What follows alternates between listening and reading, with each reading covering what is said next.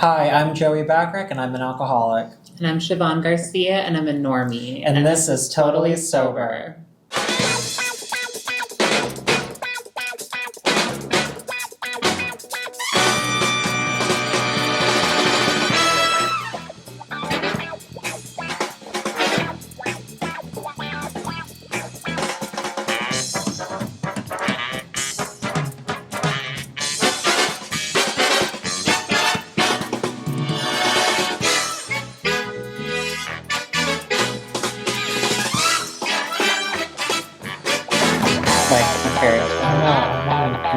I know, but sometimes I have to it's sit not on enough. Why? She's taller than I am, so I have to sit on I never even thought So about everyone that. sit up straight for me, and I'm Never even going to thought about hunch over that. a little bit. There, perfect. And today we have a very special guest who does not need a proper introduction because everybody knows who. I'm Chris, and I'm an alcoholic. And Chris, would you like to share with everybody who you are and what your relationship is with Rainbow Hill Sober Living and how you are you? Yeah, of course, Joey. Well, thank you first of all for having me here, y'all. I'm very excited to be here. So again, my name is Chris, and I am a crystal meth addict and alcoholic. I am the very first resident. I was the very first resident at Rainbow Hill Sober Living back in May of 2020. 2021, He sorry. was patient zero. I'd called them during a vacation, and I was living in Texas at the time, and I was looking for a place to live as I was moving out to LA. And I was looking for a sober living that was LGBT, and to my surprise, this was actually the only one. There wasn't another one that was specifically LGBT men. And I had found them online. They had just barely opened, and I was their very first resident. I was there for probably about 2.5 years. Just recently moved out and got my own place, and it was great. I love it. Rainbow Hill Sober Living definitely gave me the foundation to be able to focus on what I needed to in recovery, so the way I could grow enough to be able to move out on my own. I've been in recovery since 2014. I've had a couple of relapses since then, but the majority of that time has been me sober. And I knew that I needed to be in a sober environment, especially moving to a new city that I'd never really been to before. I wanted to be able to quickly integrate into the recovery community, and I knew that being in a sober living would allow me to do that because I would be surrounded by other people that are on the same path, being in recovery, going to meetings, having a kind of built-in friend family network. And I think that's one of the things that I really saw with Rainbow Hill Sober Living, was that it was very much a family. As we grew, it was much more than just a place where people come and live if you're in recovery or something like that. It was very familial. Joey and Andrew were very involved, and we did lots of things, and they took a very active approach in all the residents' lives, and were able to help whenever we needed, and really were kind of like parents to some of us, because some of us didn't come from very healthy households or didn't have the kind of attention that we might have needed growing up. So now as adults, having someone else provide that to us was very helpful.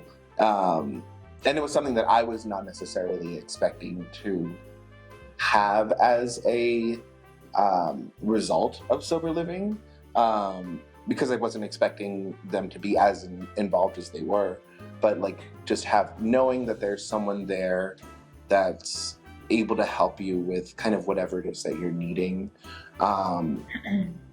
was super helpful. And being in an environment where there's other LGBT people, just kind of safeguards to where I didn't have to worry about is someone going to judge me because I want to wear makeup or do drag this day, or wear my heels around? Yes. Or whatever it is that I wanted to do, I didn't have to. That wasn't a part of. You weren't in a straight man's environment. Yeah, I wasn't in a straight man's environment, to where I might have had to have hide it. I wouldn't have necessarily hid it, but I definitely would have like dimmed it some. Yeah. And because I've been in those environments before, and luckily I've never been in a hostile environment. But I've definitely heard those stories, and it's like I would have. Did you have experience with any prior sober livings before Rainbow Hill? Me personally, no, but I had lots and lots of friends throughout the time that I've been in recovery that have had experiences in sober livings, be them co-ed, be them co-ed LGBT ones. There was just something very niche and needed about having a men's LGBT sober living that was really, really helpful. And I was very surprised that, especially here in California, that there wasn't another one. There are other LGBT houses, but they're co-ed. There wasn't one that was specifically male identifying. So that was really nice. And since then, so a lot's changed, obviously, since opening in 2021. Rainbow Hill Sober Living is now open to trans women. Correct. So we've extended our arms and our doors, and it's been something that we've wanted to do for a long time, and we now have trans women in our home, and it's amazing. So you've been able to see the cycle of when we first opened to where we are today. And there was one point when you first moved in, you were like the only client we had for months. Yeah. To You had the whole house to Yes, yourself? yeah, I had the whole house. The whole house to himself. And we wanted to make our residents feel like they were part of something greater than themselves and a family. And the first manager we had didn't last long. We literally fired him within about a week and a half, because he wasn't giving Chris the attention that Chris needed, or he wasn't very involved. And we're like, this is not going to work for us. So we let him go so quickly, and then hired somebody who is amazing, who you guys all met, Stephen. Oh, and okay. So Stephen, we amazing. like to count Stephen as our first real manager at Rainbow Hill Sober Living. Stephen was the first manager, and it was really nice having someone else that had long-term sobriety, that was able to guide me in both the LA recovery scene, because Stephen was very involved, still is very involved in the recovery scene here in LA.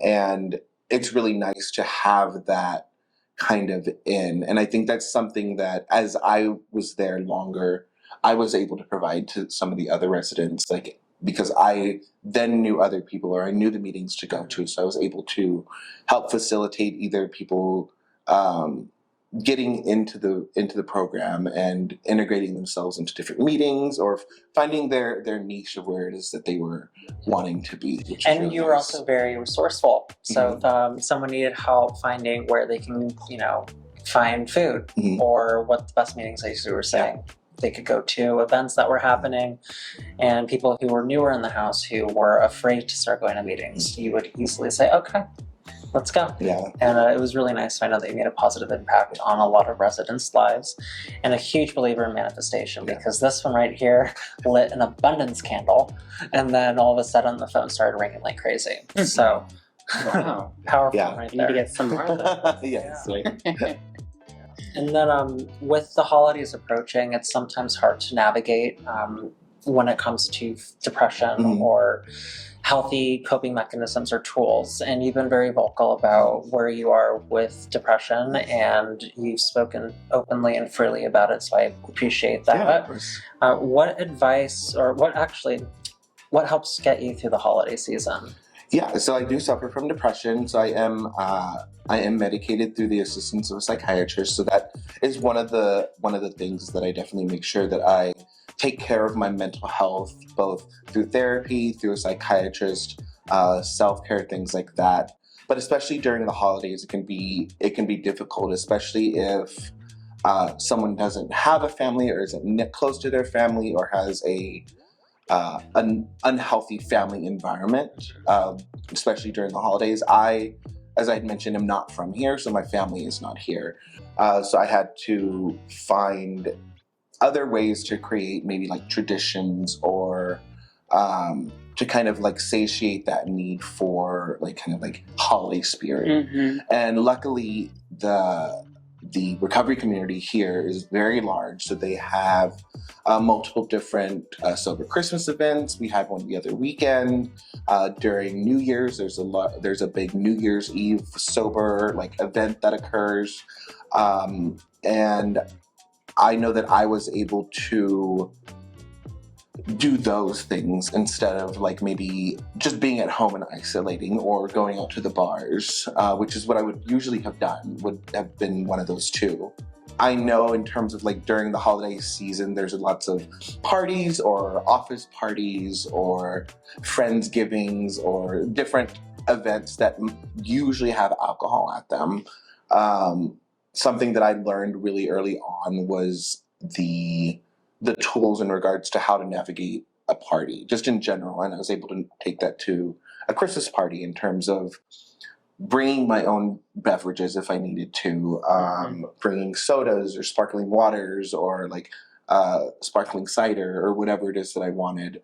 So the way other people didn't have to worry about do I have something for Chris to drink? Because I didn't want to always just be drinking soda. So I was able to find different drinks to have, as well as always having a plan, like an out plan. It's like if I got triggered or if something happened that I felt uneasy, I was able to leave easily. I never put myself in a situation to where I would be like stuck somewhere that I would be uncomfortable in, because I knew that I couldn't shield myself from life, and I didn't want to. Like I didn't get sober to like be hidden from life. To be a hermit? Yeah, to be a hermit. So I had to learn different coping mechanisms and different skills in regards to how to navigate life around normies. And it's not their responsibility to be concerned about like if I'm drinking or not. So I knew that I had to take that on as myself. And for the most part, people really don't care if you have a drink in your hand. It's usually when you don't have something in your hand when people are like, oh, do you want a drink? So it's like I would always make sure to have a drink in my hand. People find it like wild if you're like don't have anything in your hand. Exactly. And then sometimes they would ask like, oh, do you want a drink? And be like, oh no, I have one, or no, I don't drink. And depending on where each person is in their recovery, like I'd be like, oh, I don't drink. Sometimes people are like, oh, why not? It's like, oh, I just don't. I either for health reasons or I'm just not drinking right now. I would say you don't want to know me when I'm drinking. Yeah. I'm doing you a favor. Yeah, like, oh, I'm drinking enough for a lifetime. I find it interesting because my husband doesn't drink. Not because for addiction issues, he just doesn't like to. Yeah. And I have to sometimes find myself explaining to people sometimes, like, he doesn't have it. They're like, well, why not? Like, they get so, like, interested on why someone doesn't drink. I'm just like, he just doesn't. It's not for, like, any particular reasons. Yeah. But... And for the most part, whenever I tell people that, they're usually like, they're inquisitive and then they just kind of like leave it alone. Right. Very infrequently have I had someone be kind of like hostile or like really forceful about it. And that's usually when like they have their own things that they're dealing with that they don't want to like see. So I'm like, and then I can just kind of like remove myself from that situation. So it's very much just being aware of how I'm feeling, what situations I'm in, and not having to divulge everything. Just be like, just like no is an answer. No is an answer. It's like, I don't want to drink because I don't drink.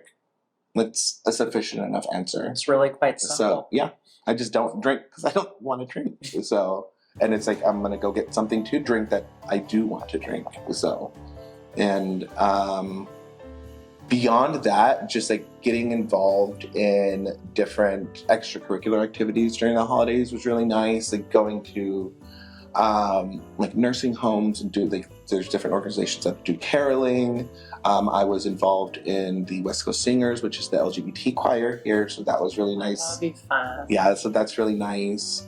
Going to different concerts. People are always doing something, especially here in LA. There's always something to do that's not alcohol related. It's very interesting. It was very, I think that was one of the bigger things, was learning that there's other things to do besides just going out to the bars. It's like I do now, like I'm able to go out to the bars and dance and like do those kind of things, but that's because I go there with a purpose to to dance or to go see a drag show or to go see an artist. It's not to just go like hang out and drink. Just like a sit down hangout bar isn't really my Who thing wants anymore. to do that on Christmas Eve anyway? Yeah, like I've been there. I've definitely been there. Yeah, I've been at the bar Christmas Eve feeling all sad for myself. It's like, oh, I have no friends. Oh, like I have no boyfriend. I don't have any of these things. And it's not just people in it with addiction. No, it's that any people. suffer from depression, and the holidays bring up a lot for them. And depression affects everybody. Yeah, absolutely. So, and especially during the holidays, it's one of the bigger times of the year when depression does escalate, because of it will increase the isolation, or it brings people, lets them be aware of like loss that they've had throughout the year.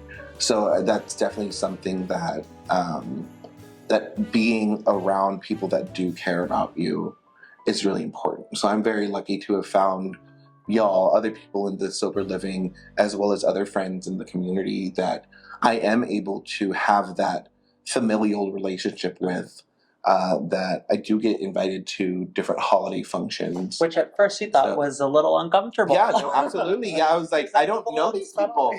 So now, but yeah, now we have traditions of like, we'll go to this like theater thing on Christmas Eve, and then we go and have Christmas Eve Chinese food. And sometimes I go to the movies with my friends on Christmas Eve or Christmas Day. So it's significantly different than how it was when I was using. Because when I was using, I remember a couple of Christmases just not even going home, not having money, just being in my apartment, really sad, and asking my mom, it's like, hey, can you order me Chinese food? Because I didn't have anything to eat. And I don't live like that anymore, and I don't have to live like that anymore. And that's something that I never really would have imagined probably 10 years ago before I'd come in. So that's like one of the things that I'm like really grateful for with recovery, is giving me a life back just in general, and then one that's like even larger than I could have probably imagined. So yeah, those are sometimes, I guess, the gifts of becoming sober. absolutely. You get an even better, brighter, longer life than you originally could have had. And you have your sober chosen family. Yeah, you get a chosen family, and you can, and just like a regular family, like that can ebb and flow. Sometimes I learned that, especially with blood families, sometimes they might not be in a place to support someone that's in recovery. They might have their own struggles, or the family might be actively in an addiction as well, to where like that might not be a safe space to go home to. And I had to learn that just because they're blood family doesn't necessarily mean that I'm obligated to them in that way. That especially early on, like I have to protect my sobriety first. And if that means not seeing them for a Christmas or two while I get myself together and in a good space, then that's fine. I'd rather that than go home and relapse because I like knew that it was going to be there. So when it comes to some of the tips that we've shared with our residents, is when it comes to your sobriety, you have to be selfish. And that would, it's putting healthy boundaries in place. And unfortunately, the holidays are the highest rated relapse months, which is unfortunate. But we do hope that everyone, comes back. And at the same time, it's also like probably number one, getting sober as well for the new year. Yes, for sure. Yes. Yes. And we'll have a whole segment on Dry January, and for those who are sober curious, and we'll get more into that come the new year. So this is the fun part where you get to ask us questions. We're an open book. Nothing's off the table. What you want to ask a normie or a Joey? So I guess for the normie, like how is it when because y'all have been friends for a while, what effect did Joey getting sober have in regards to when you like would hang out with him? Like what thoughts were you having to like be considerate about, or like walking on eggshells? Yeah, like walking on eggshells, because some people are like, oh, like I don't want to like drink around the newly sober person, or like I need to make sure that there's not alcohol in my house. Like how, like what was that communication like for you, and what was your like initial like response to that? Right. Well, I think at the beginning they didn't even talk to me about sobriety. Like, I think it was our mutual friend who let me know that they were sober. I didn't know how long Joey was sober for even. Like, I didn't really know the timeline, and I didn't know them well enough, them as in Joey and Andrew, to ask them about it really at first. Like, I felt like it was like not there yet. Well, we did meet at your birthday at the Abbey, and you know, so. But I think for me, I was made, it was brought up to me that they were okay with us drinking and you know. But yeah, I don't think I guess of course as like a normie, non-sober person, I did feel like at first I had to like walk on eggshells. I didn't know what was okay or not. But I think as I got to know Joey more and more, like he would just more like laugh at me. And like I'm like, oh, he thinks I'm funny. Laugh with. I never laughed at you. Well, it's like, you know, oh, he thinks I'm funny. Like this is okay. And I think just over time, the vibe was like, oh, he's okay with this. Like, and we can be friends and coexist in the party life, I guess, you know. So I love Siobhan. Oh, well, so sweet. Joey too, so. And then Joey, how did you, I guess, kind of like come out to your friends in regards to the sobriety and how they needed to treat you, or what like new things needed to happen because of that? So a lot of my friends there's literally a handful of friends that I'm still friends with today who knew me before and know me now.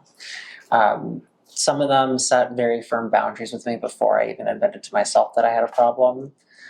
Some of which I'm very close with today, and I valued their opinion a lot. So they're like, well, we can't hang out with you until you get your shit together. And then I would have a couple months here and there, and it didn't really mean anything because it was like my word meant nothing. Yeah. And one message that we do also share with people is that it takes time. It took a long time for my family to start trusting me again, where if I said I was going to do something, I would actually follow through with it. And the same thing is true with my sobriety. So it just like time. Yeah. And patience, and not doing it for them, but doing it for myself. And once they saw that click, then everything changed, and you know, it hasn't always been a walk in the park, but it's beautiful at the same time. So, yeah. Cool.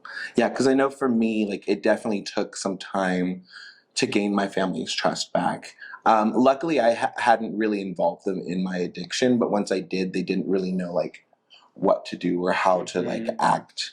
Like even to this day, like they kind of like sometimes forget. So like they'll like offer me something and then they'll like immediately remember. They're like, oh, never mind. Oh my God. So, and it's like but they all have like they're all very supportive, which I'm very happy about.